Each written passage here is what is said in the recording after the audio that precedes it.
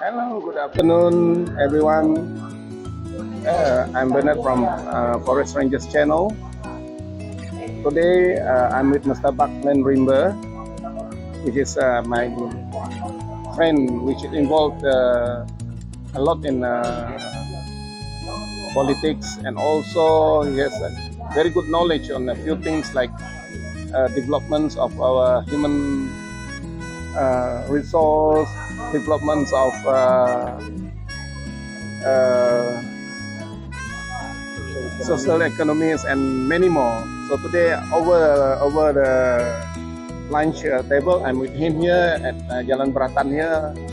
So I'm going to interview him a few things. Stay tuned, guys. This is Mr. Buck Rimba. Is with me now over lunch table. There's a few things that we are taken: prawns and chicken rice, yeah, and fish coming. Yeah, fried fish. Yeah. Okay, Mr. Buckland, can you tell me about how is the scenario about coming election? As I mean, you are quite good in talking about politics. So can you let me know how is it going on? I heard that election will be coming very soon. So what are you going to do? Because you involve a lot in politics. You've been talking in the WAGs, you've been talking on the many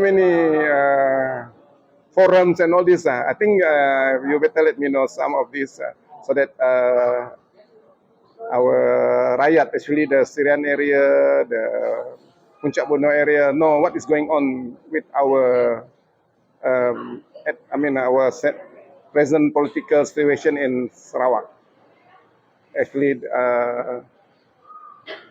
Puncak Borneo area. Can you please elaborate? Okay. Thank you, thank you. Thank you for giving me the opportunity. People always ask me, and I'm very frank about the whole subject matter because to me, it's politics is one thing. It's getting power, but once you have power, what can you do to help your community, especially in Puncak Borneo? Puncak Borneo is about three different constituencies. Serembu, which comprises of Bau area, and then Mambong, which comprises of Pengisan and Pedawan, and Tarat, which comprises of even Bukar and Sadong. So it's like a lump together, a piece of MP shape, but it comprises all these three different community. Yeah. So it's a very big area. You cannot say that, oh, you are from this area, you can get the vote of everybody else in the other area. So it's like a very thin line. You have to cover the whole three constituency. Now, in PRU 14, we saw that people were not happy with the candidate chosen by PBB, okay, for personal reason, for whatsoever sort of argument. They say that federal factor, but basically they're not happy over a candidate from Tarat to represent them as a whole. This the very crux of the matter. So people from Mambong, okay, Mambong, which comprise the Pedawan and the Pengrisen, they want people from their area. So basically, that is the key that we must look at, because this goes back to history, where Tarat tries to get over the whole of Mambong that time. That's called Mambong, but it comprises the three constituency. They fail, okay, fail. That was during Munet's time. It was given to the late Dr. James Dawes for whatever reason. So it continues for 25 years. Then we have PRU 14, and then Tarat tried again with Jinot, and then a lot of issue came, and then there were even saboteurs within the PBB itself to cause the the shift or the protest vote to Dato' Willie Mongin. So the issue now is they have pushed their vote and pushed Willie Mongin to be where he is today. Ministers, Dato' in just within those short time because of the Sheraton move. So the key now is when you look at the whole scenario, PBB is trying to put 3%. 3%. Actually, it was 4. But Wilson Ahon decided to, look at different area. I mean, very gentlemanly of him.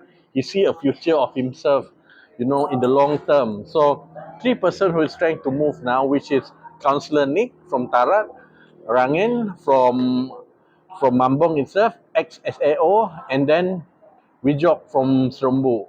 Now, they are trying to lobby to get this seat, okay, as a PBB candidate or GPS candidate. While they are trying to, of course, challenge the incumbent, who is Dato' Willie. But from what I see, there's two main factors here, okay, because if let's say, okay, Sir Wijok from Serembu gets the MP, the Chalon MP to be the candidate, will he have the support of Mambong and Tarat? That's key. Now we know that in Mambong, they said we have the most votes, compared to Tarat and Serembu. We want at least people from our side because, they can represent us better. I mean, would they work with Tarat? And Tarat come in, let's say the Councillor Nick is the chosen candidate. Would Mambong also work with him? Of course, the PBB said, oh, there must be unity and everything like that. But like I said, the voters in Mambong itself, not all are PBB. Some are from SUPP because you must remember that Bangor, which is Mambong now, Bangor, is a predominantly SUPP area also. You see, so when they look at this subject matter, they're also looking at all these issues. So the question now is, who is best to get all the votes from Tarat, Mambong, and Serembu? So we really don't know. And the next question we want to ask is, will there be unity among PBB? Okay, first, very important. First, which is like, I mean, we saw that Mambong is not very subservient to PBB as a whole when it comes to this particular issue. And what about the other parties from GPS like SUPP or PRS? Are they being left behind on this subject matter for to create the unity? So this is very important. So you have to mitigate all these factors.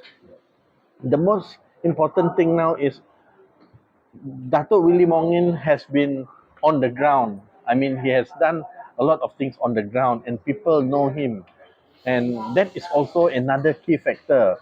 Can PBB really, I mean, really, get the seat from him?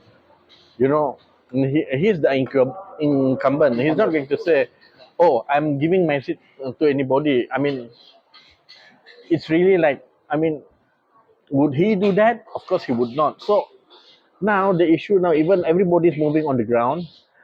Councillor Nick is moving on the ground with his own ways of doing things.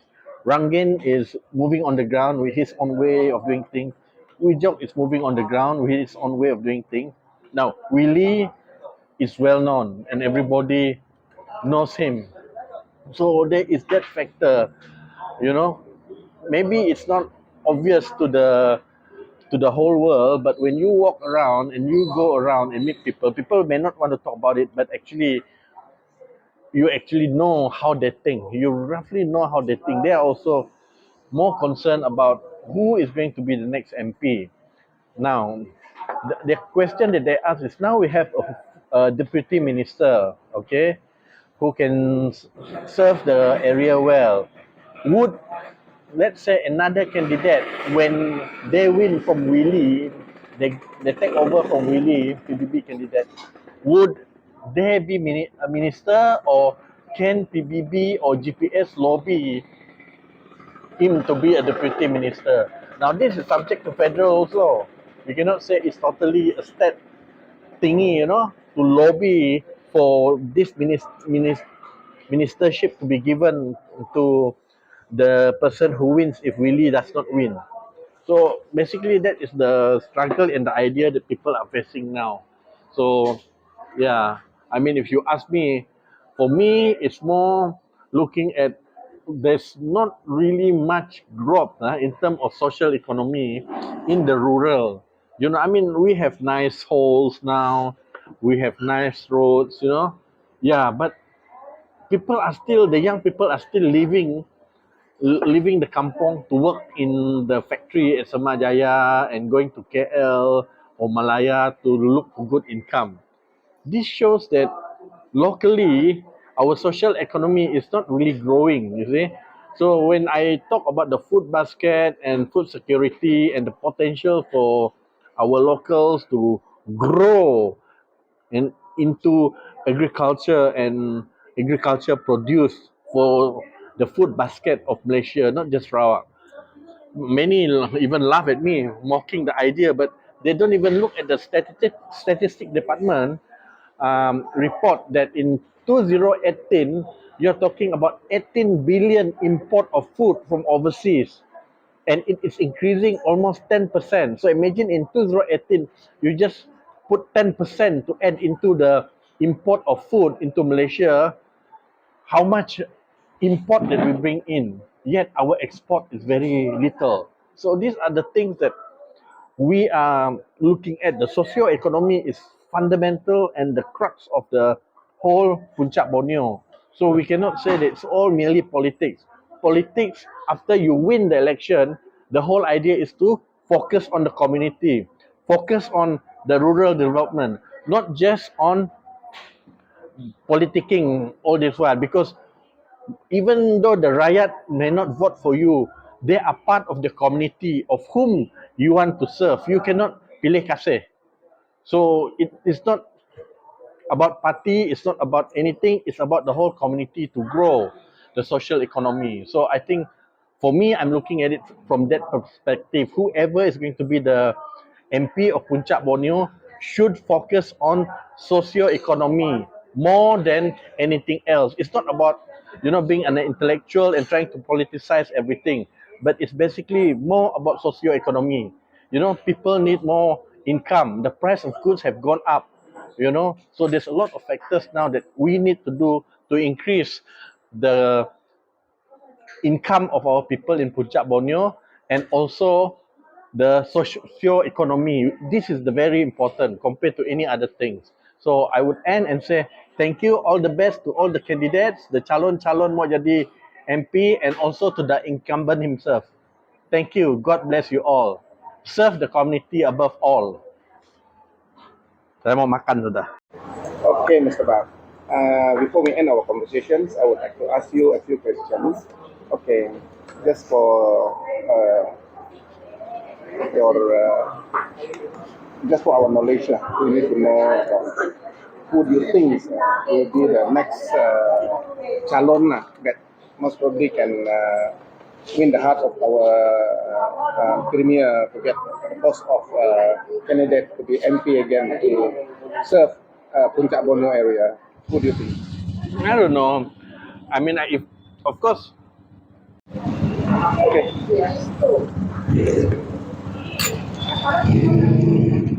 to be frank,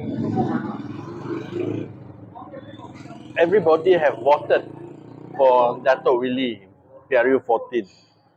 Now he's already minister. He's holding the portfolio. Easy for him to do a lot of things. I mean, especially now in commodity, he can. We need, instance development for our whole of the Puncak Borneo, especially in palm oil, pepper, even rubber, all these commodities which we need to export. Now, through his ministry, he can do it, The only problem now, people are saying that he is from a Malaya-based party, okay, which are Bersatu. So, of course, there is still disgruntled unhappiness by PBB because of the betrayal, not by Willie. Willie is just a candidate. That time PRU, but by PBB themselves. As I said, it's PBB themselves who moved their vote, protest to vote for Willie instead of Jinot because some of them were not happy. They were not selected or selected as candidate for Puncak Borneo during PRU 14. So that put it aside, okay? Now let's be rational now. The key is who can serve better. The man who have one bird in his hand, okay, or the man who say he have four birds in the bushes. So if I want to eat the bird, I rather go to a man with one bird in his hand.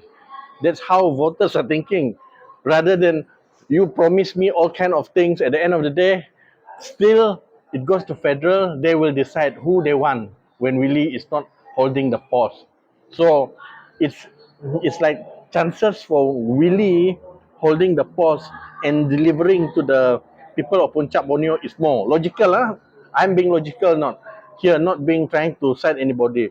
On the other hand, a PBB guy win, whether it's Vijok or whosoever who is going to be selected, would they give him a good post, especially in areas to like commodity to develop our Puncak Borneo, which is so much needed. So that is the thing lah. That's how I look at it. So I leave it to the PBB leader and GPS and everything. I've already highlighted the issue, but at the end of the day, you know, he is a bidaya, Willie is a bidaya, he have the post, okay? He have the position. So why do we have to be disgruntled with him just because of politics over what have happened? I don't know.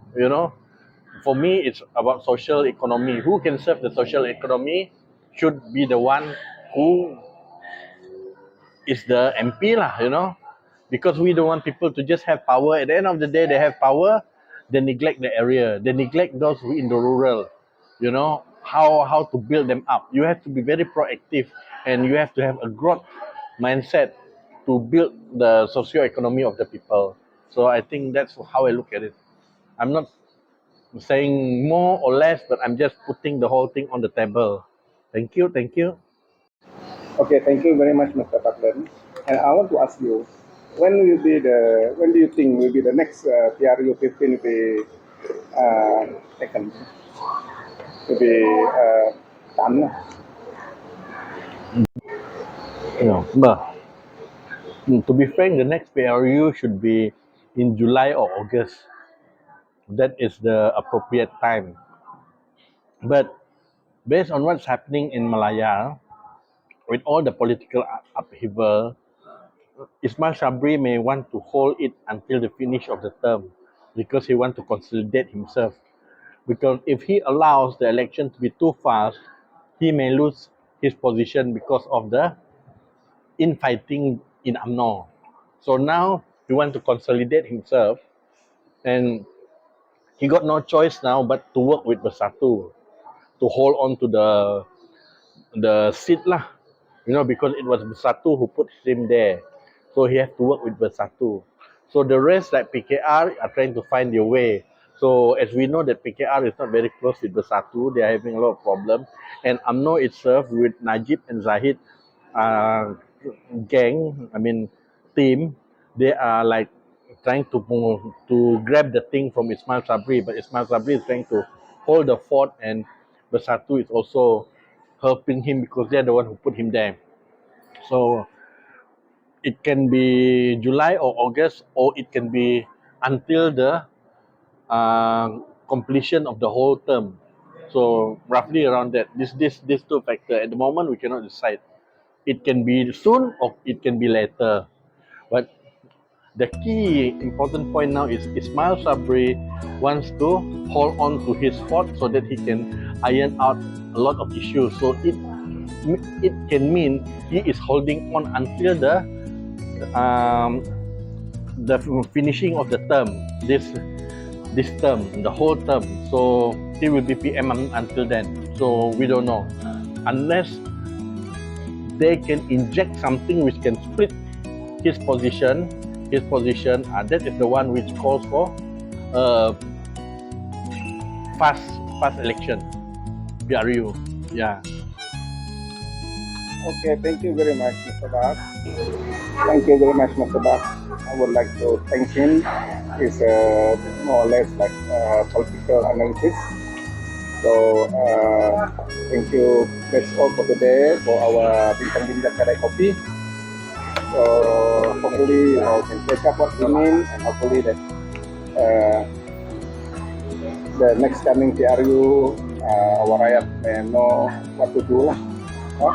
Thank you very much, Mr. Buck. Don't forget to like, share, and comment onto my channel for the strangers. Yeah. Thank you. See you all again. Bye.